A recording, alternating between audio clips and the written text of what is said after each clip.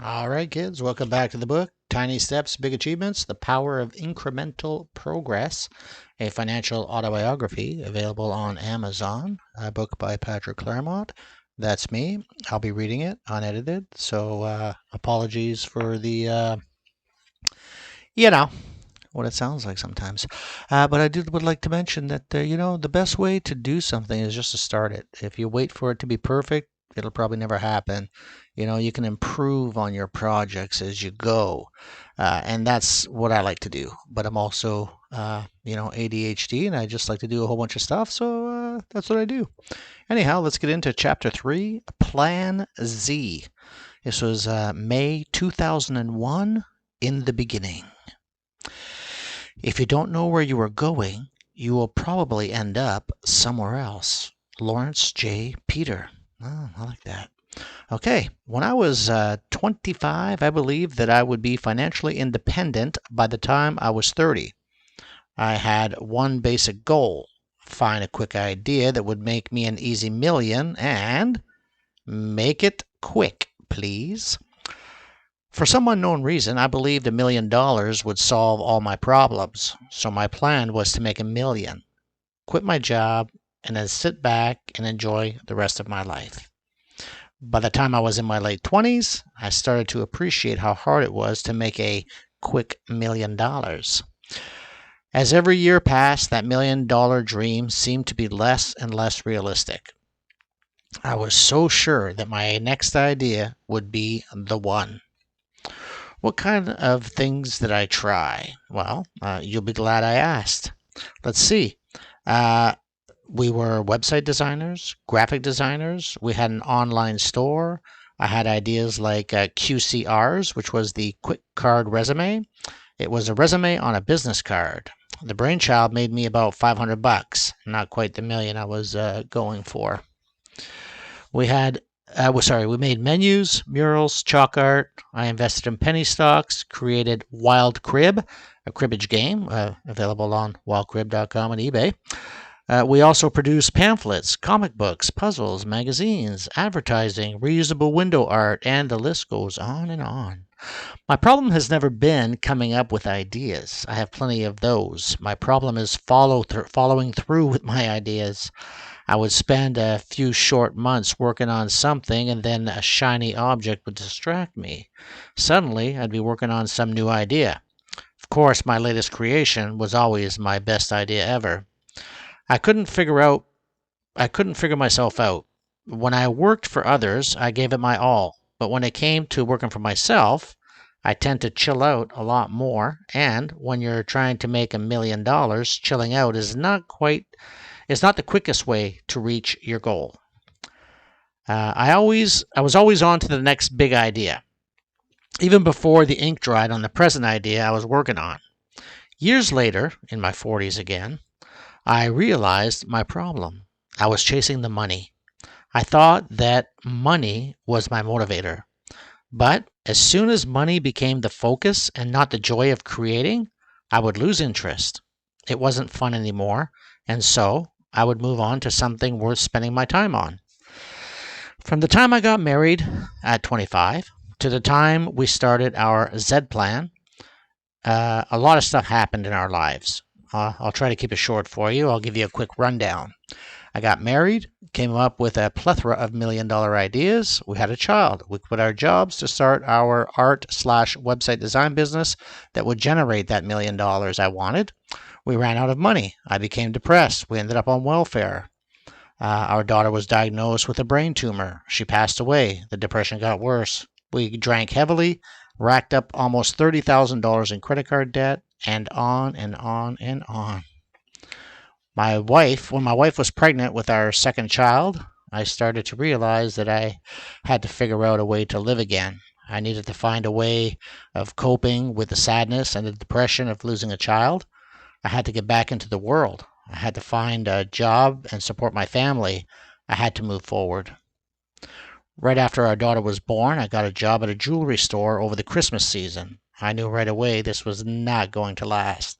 I had way too much energy to stand behind a counter selling something I didn't believe in. I ended up quitting that job and finding one as a driver for the Sally Ann. I picked up food for the soup kitchen in the morning and worked at the thrift store in the afternoon. I didn't care that I was a minimum wage. I didn't care that it was a minimum wage job. I just needed to work somewhere and figure myself out.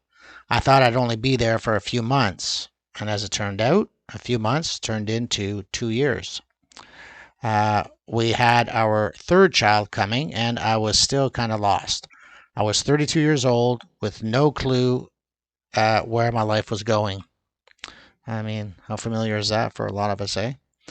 That's when my wife and I started. That's when my wife and I sat down and started talking about where our lives were going and how we needed to make plans for our family's future and our eventual retirement.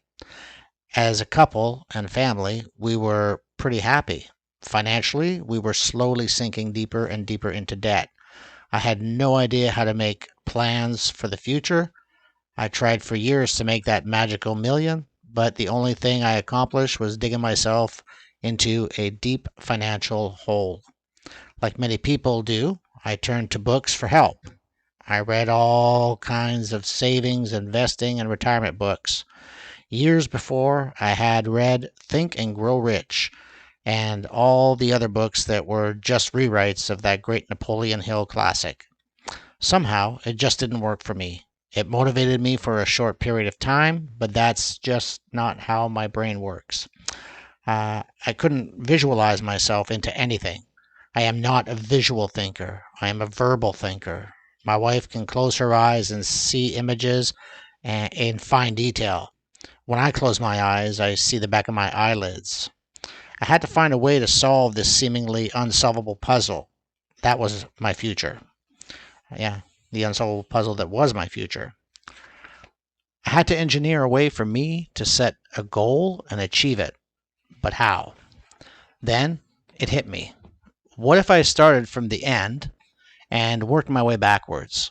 What if I just drew out my best worst case scenario? What if I started by not changing anything? What if I started my life maze at the end and worked my way to today? At first, my wife was a little confused, but she went along. God bless her soul. After all, a plan, no matter how bad, is still a plan, and still better than no plan. At least we would have a starting point. In September 2001, we sat down and created our best worst-case scenario, or retirement plan Z, or Z, depending on what side of the line you're on. At this point in my life, I was 32. My wife was 31 years old. And, let me try it again, kids?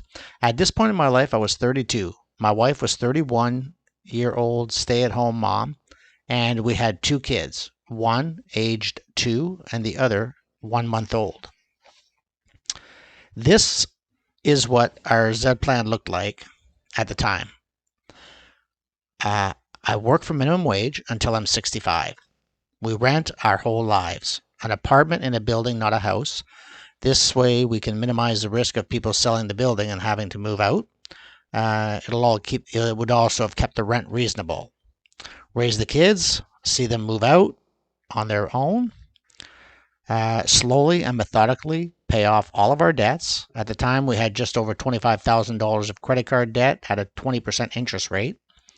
At the rate we were going, it would have taken me 21 years to pay off the debt. And we would have paid about $81,000 in interest. Think about that. 21 years to pay off the debt and $81,000 of interest. Fuck, that's crazy. We'd be debt-free when I was 53. We'd start saving for retirement then. Our plan was to invest the money we'd been using to pay off the credit card debt. That would give us 12 years to save for retirement. We could save around $50,000 or more. Over the course of the 33 years, we'd use our spare time to work on writing, creating videos, doing art, and other things we enjoy. At 65, we could do more of it. So that was it. We did it. Plan Z. It wasn't complicated. Already we could see that it would be very possible to save $50,000 for our retirement. That alone was something to be excited about. With Plan Z, in our hand, we were able to relax for a day or two and let the new plan sink in. I told a few friends about it, and they chuckled at my idea. The basic responses were, "That's your plan?" My reply was, "What's your retirement plan?" Turns out they didn't need one. The other popular comment was, "Can you set the bar any lower?" I'm like, "Well, where's your bar set?" Turns out they didn't even have a bar. The comments from the peanut gallery didn't really bother me. I had a plan, and that was good enough for me. Now, before I end this chapter, I have to say that there is one consistent thing I've noticed in the last 30 odd years. And let me tell you, there have been a lot of odd years. People who blame others for their misfortune tend to be the ones who discourage you from moving on and up. The successful people I've met in my life always encouraged me to dream and go for it, no matter how big or small that dream was. Bruce Lee said, "A goal is not always meant to be reached. It often serves simply as something to aim at." A goal is not always meant to be reached.